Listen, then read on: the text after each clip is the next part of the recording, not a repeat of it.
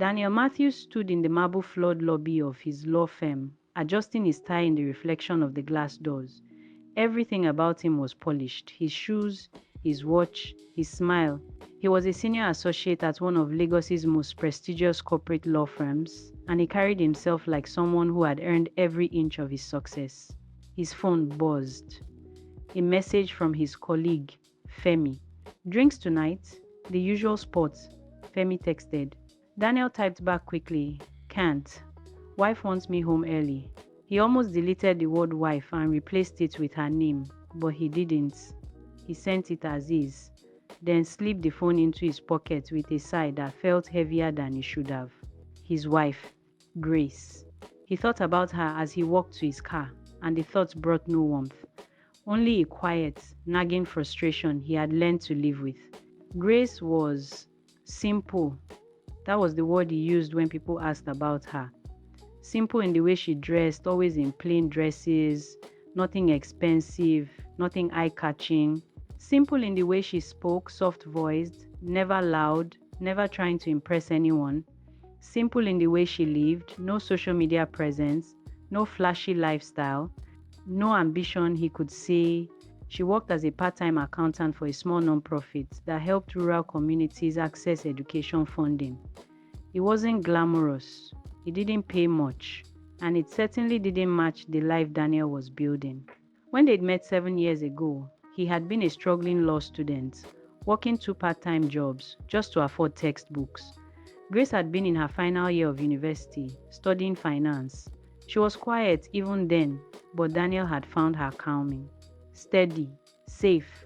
She had helped him study, made him meals when he had no time to cook, listened when he was overwhelmed, and when he graduated and got his first job, she had been genuinely happy for him. But somewhere along the way, Daniel had outgrown her, or at least that's how he felt. He pulled into the driveway of their modest two-bedroom flat in Lekki Phase 1. It wasn't the luxury estate his colleagues lived in, but it was decent, comfortable. Grace had insisted they didn't need more. She was in the kitchen when he walked in, stirring something in a pot. The smell of jollof rice filled the air, warm and familiar. "You're home," she said, glancing over her shoulder with a small smile. Daniel set his briefcase down and loosened his tie. "Yeah," he replied. "How was your day?" she asked. "Long," Daniel said. She nodded and turned back to the stove. "Dinner will be ready soon," she added. He watched her for a moment, her simple blue dress, her hair tied back in a low bun, her bare feet on the cool tiles. She looked the same as she always did, unpolished, unremarkable. He felt that familiar tightness in his chest, the one that came whenever he thought about the partners at his firm and their wives, women who wore designer clothes, who hosted dinner parties, who knew how to speak the language of his world. Grace didn't fit. He sat at the small dining table and scrolled through his phone while she plated the food. She brought it to him quietly, then sat across from him with her own plate. They ate in silence. After a while, Grace spoke. "I was thinking, maybe we could visit my mother this weekend. She's been asking about you." Daniel didn't look up. "I have a client meeting on Saturday." "Oh." She paused. "What about Sunday?" "Sunday, I need to prepare for Monday's case," he said. Grace lowered her fork slowly. Her voice stayed soft. "You've been busy a lot lately." "That's what happens when you're trying to make partner, Grace," Daniel replied coldly. She didn't respond. She just nodded and continued eating. Daniel felt a pang of guilt, but he pushed it away. He wasn't being cruel. He was being honest. This was the reality of his life now. He was climbing, and she was standing still. Later that night, after Grace had gone to bed, Daniel sat in the living room with a glass of whiskey. He scrolled through Instagram, looking at photos from a colleague's birthday party he had attended the week before. There was a woman in several of the photos, Chioma. She was a corporate lawyer at a rival firm. Sharp, confident, beautiful. She wore a red dress that commanded attention, and in every picture, she was laughing, glowing, alive. Daniel had spoken to her that night, just casual conversation, but she had made him feel seen in a way he hadn't felt in a long time. His phone buzzed. A message from her. Nice seeing you last week. We should grab coffee sometime. Talk shop. Daniel stared at the message for a long moment. Then he typed back, Sure, let me know when you're free. He sent it before he could overthink it. When he finally went to bed, Grace was already asleep, turned on her side, her breathing slow and even. Daniel lay beside her, staring at the ceiling. He didn't know when it had happened, but somewhere along the way, he had stopped seeing her as his partner. She had become background noise, a routine, a weight, and he was starting to resent her for it. 3 months later, Daniel sat across from Chioma in a sleek cafe in Victoria Island. She was telling him about a case she had just won, her hands animated, her eyes sharp with intelligence. I had them cornered, she said, laughing. They didn't even see it coming. Daniel smiled at her. That's brilliant, he said. That's preparation, Chioma corrected. You don't win by luck. You win by being smarter than everyone else in the room. He liked the way she talked. Confident, unapologetic. She reminded him of the version of himself he wanted to be. They had been meeting like this for weeks now.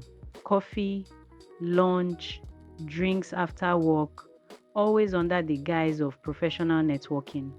But Daniel knew it was more than that, and so did Chioma.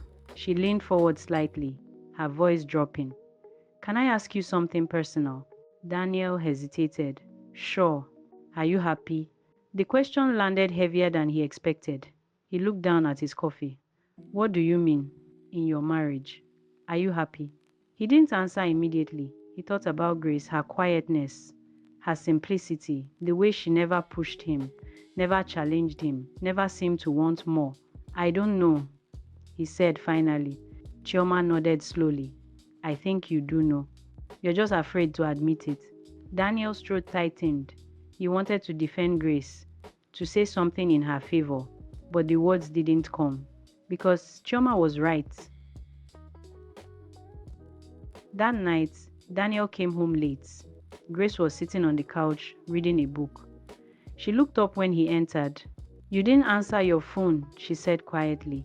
I was in a meeting. At 9 o'clock, she asked. He bristled at the question. Yes, Grace. Some of us have demanding careers. She flinched slightly, but her voice stayed calm. I wasn't accusing you. I was just worried. Daniel dropped his briefcase on the chair. Well, I'm fine. Grace closed her book and stood. Daniel, is everything okay? Why wouldn't it be? Because you've been distant for months. He turned to face her, and for the first time in a long time, he let his frustration show. Maybe I'm distant because there's nothing here to come home to. Grace's eyes widened. What? You, he said, his voice sharper than he intended. You're always the same. You never want more. You never push yourself. You're just content, and I'm not. Silence filled the room. Grace's hands trembled slightly, but her voice stayed steady. I thought you liked that I was steady. I did, Daniel said, when I needed stability. But I don't need that anymore. Tears welled in Grace's eyes, but she didn't let them fall. She simply nodded. I see. She turned and walked into the bedroom, closing the door quietly behind her. Daniel stood alone in the living room, his chest tight with guilt and anger and something else he couldn't name. He told himself he was being honest, that he was finally saying what needed to be said. But deep down, he knew he was being cruel. 2 weeks later, Daniel sat in a lawyer's office, signing divorce papers. Grace sat across from him, her face calm but her hands folded tightly in her lap. She had agreed to everything without a fight. No arguments, no drama, just quiet acceptance. The lawyer looked between them. Are you both certain about this? Daniel nodded. Yes. Grace said nothing. The papers were signed. The marriage was over. As they walked out of the office, Daniel felt a strange mixture of relief and emptiness. He had done it. He was free. Grace stopped on the sidewalk and turned to him one last time. Her eyes were red, but her voice was steady. I hope you find what you're looking for, Daniel. Then she walked away, and Daniel watched her go, telling himself he had made the right choice.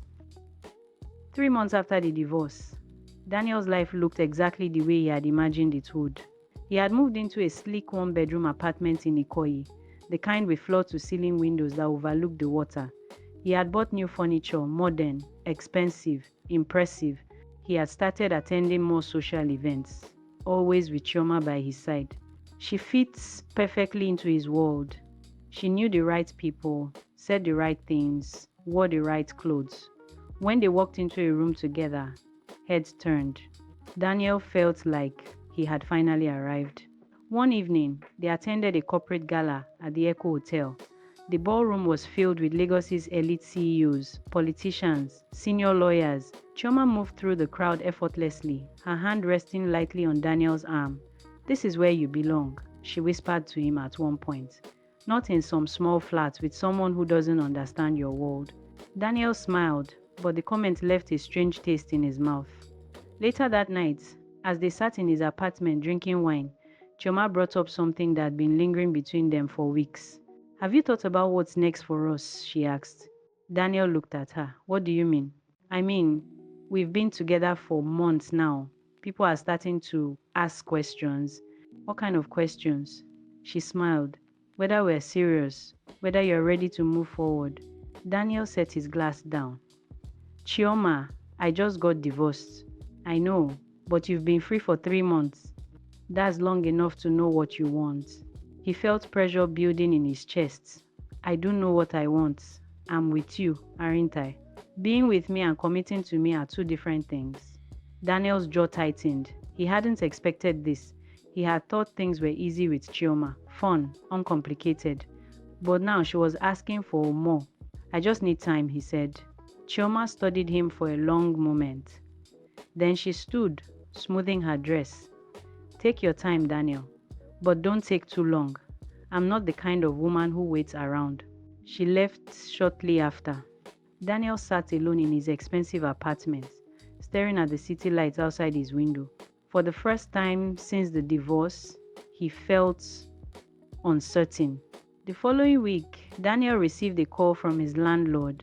"Mr. Matthews, I need to discuss your rent." Daniel frowned. "What about it?" "It's overdue by 2 months." Daniel's stomach dropped. "That's impossible.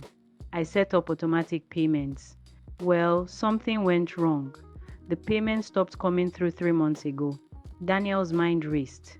3 months ago, right around the time of the divorce. He hung up and immediately checked his bank account. His balance was lower than he expected, much lower. He scrolled through his recent transactions, his confusion growing. Rent, car payments, credit card bills, all overdue. But that didn't make sense. He made good money. He should have been fine. He opened his email and searched for financial records. That's when he saw them dozens of unopened emails from his bank, flagged with warnings about insufficient funds and failed automatic payments. Daniel's heart pounded. He called his bank. "Mr. Matthews, it looks like your account was set up with dual authorization," the representative explained. "Any major transactions required approval from a secondary account holder." "Who?" "Your former spouse, Grace Matthews." The words hit him like a punch. "Grace. But we're divorced now," Daniel said, his voice rising. "Why is her name still on my account?" "She was removed as a co-holder 3 months ago, sir. But before that, she was the one approving and managing your automatic payments." Daniel's grip on the phone tightened. "What do you mean, managing?" "She was the one who set up your rent payments, loan payments, and bill payments. After the divorce, those approvals stopped processing automatically." Daniel's breath caught. He ended the call and sat in stunned silence. Grace had been managing his finances. All along, he had never asked her to. He had never even known. She had done it quietly, in the background, making sure everything ran smoothly while he focused on his career. And when she left, the system she had built fell apart. Daniel spent the next few days digging deeper. He discovered that Grace had been the one negotiating lower interest rates on his loans. She had been the one organizing his tax documents every year. She had been the one who ensured his bills were paid on time, his credit score stayed strong, his financial life stayed stable. He had never noticed because she had never made it about her. She had simply done it. And now that she was gone, everything was unraveling. His credit score had dropped. His rent was overdue. He had late fees piling up on accounts he didn't even remember opening. Daniel sat at his desk, staring at a stack of bills he didn't know how to handle. For the first time in months, he thought about calling Grace, but pride stopped him. 1 month later, Daniel's firm called him into a meeting. His managing partner, Mr. Adeyemi, sat across from him with a serious expression. Daniel, we need to talk about your performance. Daniel's stomach dropped. My performance? You've missed 3 client deadlines in the past month. You've been distracted, and frankly, your work has been sloppy. I've been dealing with some personal issues. I understand that, Mr. Adeyemi interrupted. But this firm operates at a high standard. We can't afford mistakes. Daniel felt his world tilting. Are you saying I'm saying you need to get it together fast, or we'll have to reconsider your position here? The meeting ended. Daniel walked out in a daze. Everything was falling apart: his finances, his career, his confidence, and he had no idea how to stop it. That night, he sat alone in his apartment, staring at his phone. He opened his contacts and scrolled to Grace's name. His thumb hovered over the call button, but he didn't press it. Instead, he called Chioma. She answered on the third ring. Daniel, I was wondering when you would call. Can we talk? About? Everything. I need someone to talk to. There was a pause. Then Chioma's voice came back, cooler than before. Daniel, I think we need to be honest with each other. His chest tightened. What do you mean? I like you. I do. But I'm not interested in being with someone who's struggling. I thought you were on your way up, but lately it seems like you're falling. Chioma, I'm not trying to be cruel. I'm just being realistic. I need someone who matches my energy, my ambition. And right now, you don't. The line went dead. Daniel sat in the silence of his apartment, his phone still in his hand. He had lost Grace. He had lost Chioma. He was losing his job, and he was completely, utterly alone. Daniel sat in a small cafe in Yaba, far from the polished world of Victoria Island. He had been avoiding his usual sports, avoiding the people who knew him, avoiding the version of himself he had built over the past few years. He stirred his coffee without drinking it. Across from him sat an old friend from university, Laz. They hadn't spoken in years, but when Daniel had reached out, desperate for someone who wouldn't judge him, Laz had agreed to meet. You look rough, man, Laz said, not unkindly. Daniel gave a weak smile. I feel rough. Laz leaned back in his chair. So what happened? Last I heard, you were living the dream. Daniel exhaled slowly. I thought I was. Turns out I was just coasting on a system I didn't even know existed. What do you mean? Grace, my ex-wife, she was holding everything together, and I didn't even realize it until she was gone. Laz raised an eyebrow. Grace? The quiet one? Daniel nodded. Yeah, the one I thought was too simple for me. Laz was silent for a moment. Then he said something that hit harder than Daniel expected. You know what's funny? I always thought Grace was impressive. Daniel looked up. What? Yeah. She came to one of our university reunions a few years ago. We got to talking. She told me about the work she was doing, helping rural communities access education funding. She was managing budgets for multiple projects, negotiating with donors, building financial models from scratch. I remember thinking, this woman is quietly running an entire operation. Daniel stared at him. Laz continued. She didn't brag about it. She just talked about it like it was normal. But it wasn't. It was impressive. And I remember thinking, Daniel's lucky to have someone that solid. The words sat heavy in the air. Daniel's throat tightened. I never saw it. No, Lars said gently. You didn't. That night, Daniel sat alone in his apartment and finally did what he had been avoiding for weeks. He opened his laptop and searched for Grace's name. What he found made his chest ache. Articles, reports, mentions in financial journals. Grace had been working with a non-profit called Bridgepoint Foundation, a small but highly respected organization that provided microfinance and education funding to underserved communities across Nigeria. And she wasn't just working for them, she was their lead financial strategist. Daniel clicked through the articles, his heart sinking with each one. Grace Matthews leads record-breaking funding campaign for rural education. Financial innovator Grace Matthews designs new model for sustainable community investments. How one woman is quietly transforming access to education in Nigeria. There were photos of her at conferences, speaking on panels, shaking hands with government officials and international donors. She looked the same simple dress, calm expression, but she was standing on stages Daniel had never even imagined. He kept scrolling, and then he found something that stopped him cold. A financial profile on Bridgepoint Foundation. It listed their major donors, and there, buried in the middle of a long list, was a name he recognized, the Matthews Family Trust. Daniel's blood ran cold. He clicked on the link. The trust had been set up 12 years ago. It had been seeded with an inheritance Grace had received from her late grandmother, a woman Daniel had met once but never really asked about. The trust had been quietly funding Bridgepoint's work for over a decade, and it had also been funding something else. Daniel scrolled further. There, in the financial disclosures, was a line item that made his stomach drop. Personal loan disbursements, recipient Daniel Matthews, total disbursed 47 million, status ongoing. Daniel's vision blurred. 47 million naira. He opened another document. His law school tuition, paid in full by the trust, his first car, financed through the trust, the deposit for their flat, covered by the trust, his professional certifications, paid for by the trust. Every major expense in his life over the past 7 years had been quietly supported by Grace's family money. Money he had never known existed, money she had never mentioned. Daniel's hands shook as he closed the laptop. Grace hadn't just been managing his bills, she had been funding his entire life, and she had never said a word. 2 days later, Daniel stood outside the small office building in Ikeja where Bridgepoint Foundation was based. He had called ahead, asked if Grace was available.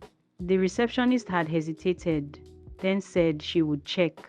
He waited for 20 minutes before the door opened. Grace stepped out, wearing the same kind of simple blue dress she had always worn. Her hair was tied back. She looked tired, but she looked whole. She stopped when she saw him. Daniel. Grace. They stood in awkward silence. "Can we talk?" Daniel asked. Grace glanced back at the office, then nodded. "There's a park nearby." They sat on a bench under a large tree. The air was warm, the city noise distant. Daniel didn't know where to start. So he just said it. "I found out." Grace looked at him. Found out what? About the trust, about the money, about everything. Her expression didn't change. She just nodded slowly. "I see. Why didn't you tell me?" Grace was quiet for a long moment. Then she spoke, her voice soft but clear. "Because I didn't want it to matter." "What?" "I didn't want you to feel like you owed me, or like you had to stay with me because of what I was giving you. I wanted you to choose me because you wanted me, not because of what I could provide." Daniel's throat tightened. "But I didn't choose you. I left you." Grace looked down at her hands. "I know," she said. "And you let me," Daniel said. "I did." She simply replied. "Why?" She turned to face him. And for the first time, he saw something in her eyes he had never noticed before. Strength. Quiet, unshakable strength. "Because you weren't happy." Daniel. "And I couldn't fix that for you. I could pay your bills. I could manage your finances. I could support your career. But I couldn't make you see me." Daniel's chest ached. "Grace, I loved you," she interrupted gently. "I really did. But I couldn't keep loving someone who was ashamed of me." The words hit like a slap. Daniel wanted to deny it. But he couldn't, because she was right. He had been ashamed of her simplicity, her quietness, her lack of flash, and he had been too blind to see what was underneath. "I'm sorry," he whispered. Grace nodded. "I know. I don't know how to fix this," Daniel said. "You can't," she said simply. "What's done is done. You made your choice, and I made mine." "What was your choice?" Daniel asked. She smiled faintly. "To stop waiting for you to see me, and to start building a life where I don't need to be seen to matter." Daniel looked at her, really looked at her, and for the first time, he understood. Grace had never been simple. She had been selfless. She had been strategic. She had been strong. And he had mistaken all of it for weakness. They sat in silence for a while longer. Finally, Grace stood. "I need to get back to work." Daniel stood too. Can I ask you something?" "Sure." "Are you happy?" Grace considered the question. Then she smiled, a real smile. "I'm getting there." She turned to walk away. "Grace," Daniel called after her. She paused. "Thank you for everything," he said. She nodded once. Then she walked away, her simple blue dress swaying gently in the breeze. And Daniel stood there, alone, understanding too late that the woman he had called too simple had been the most extraordinary person in his life. Daniel sat in his small apartment, smaller now, after he had downsized to something he could actually afford. He had lost his position at the firm, taken a job at a smaller practice, started over. It was humbling, it was hard, but it was honest. He had learned to manage his own bills, his own life, his own mistakes. And he had learned something else, that the people who love you quietly are often the ones holding you up in ways you never see until they're gone. He thought about Grace often. He had heard she had been promoted to Director of Finance at Bridgepoint, that she was expanding their programs across West Africa, that she was thriving. He was glad. He didn't reach out to her. He knew better than to intrude on the peace she had built. But he kept a small note on his desk, something he had written to remind himself. Simple doesn't mean small, quiet doesn't mean weak. And the people who serve without needing credit are often the ones who matter most. Daniel looked at that note every day, and every day he wished he had learnt it sooner. Thank you for watching. Do you know of any grace in your life? Thank them in the comment section. Kindly subscribe for more stories on this channel.